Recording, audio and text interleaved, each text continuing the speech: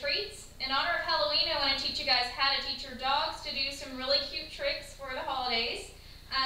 We're going to do it just in the order I said. They'll do a trick, we'll click the clicker to tell them they did it correctly, and they'll get a treat as a reward so that they want to repeat that action again for us. So the first thing we need to do is teach our dogs that the clicker means you did it right. This is not an attention-getting device. It's not something you click repeatedly to try to get your dogs to come over to you. In fact, doing that could actually keep them from learning what the true meaning of the clicker is. So make sure you always use it appropriately. So we're going to go straight into charging the clicker, or loading the clicker as some people will call it. Alright, so charging the clicker is teaching your dog that every time it hears the sound of the click, it's going to get something good. That's going to make it want to work for the clicker. It's going to make them want to offer behaviors for you. So first of all, before we actually ask them to do any sort of trick, to accommodate them with this concept, we've got to click and immediately treat right away. Now these two know what the clicker means, so they're already paying a lot of attention to me when I've got it out, when they know that we're in training mode. So you may find that your dog is a little distracted during this process, and that's okay.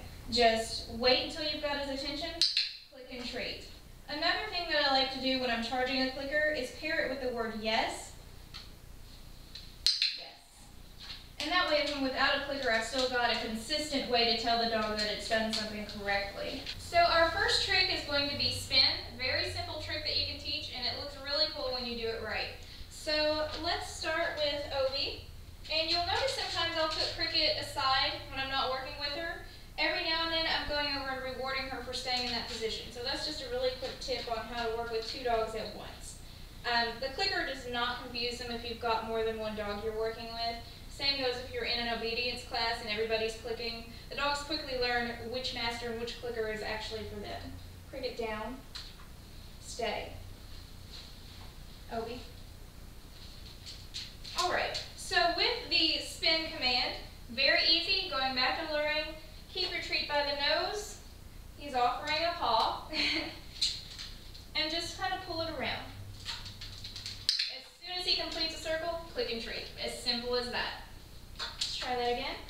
All the way around. Yes. I'm pairing my click with the word yes. That way we can use either one. Yes. And quickly he catches on to what I want. Very fast. Once you have your dog reliably performing the behavior that you're trying to teach, you can add the verbal command and you can start introducing the actual hand signal. So for my signal for spin, I want to do this. Getting it. It's just an adaptation of the luring. And at the same time, spin. Yes. Very good. So Obi's really got the idea of his trick now. Obi, spin. Yes.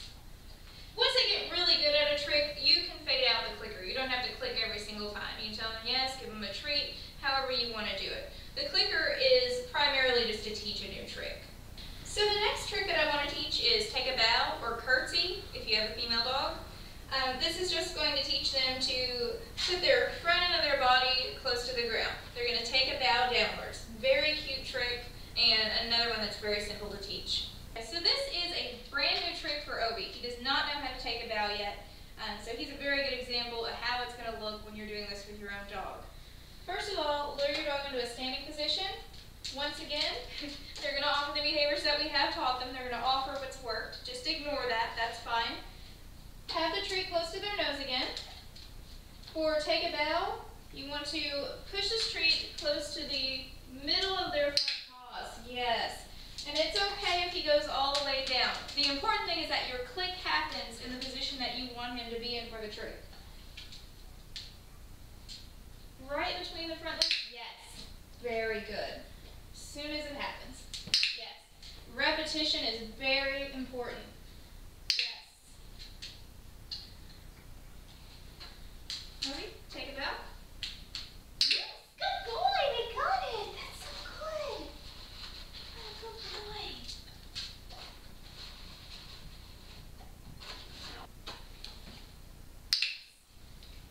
So our next trick is going to be called bang, or what most people call play dead. We want to teach our dogs to basically flop over when we give the hand signal and say bang. It's a very cute trick. It's one that a lot of people want to teach their dogs. So what I want to point out though is that your dog should know some basic commands before we go into this. Bang is really a combination of a couple of different things. What I usually use when I'm teaching bang is a good down and then luring the dog over into the sideways position. Later on I add a few other variations which involve stay, but for now we'll just stick with the basic flopping over from the down position. Obi down. Yes. Tell him yes, just so he knows that's what I wanted. Alright, now back to trying to lure him to his side. Yes. Obi down. Yes.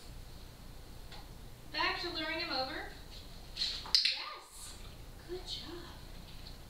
Good job. Bang. Yes.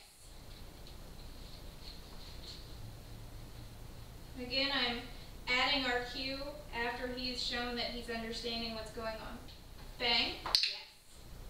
Notice I'm, again, pulling my hand farther and farther away from his nose as I lure him. We don't want to have our hand right up in the luring position every time we ask for this. Obi, bang. Yes. Obi. Obi. Bang. Good boy. So I hope you guys have a great Halloween, and thanks for joining us.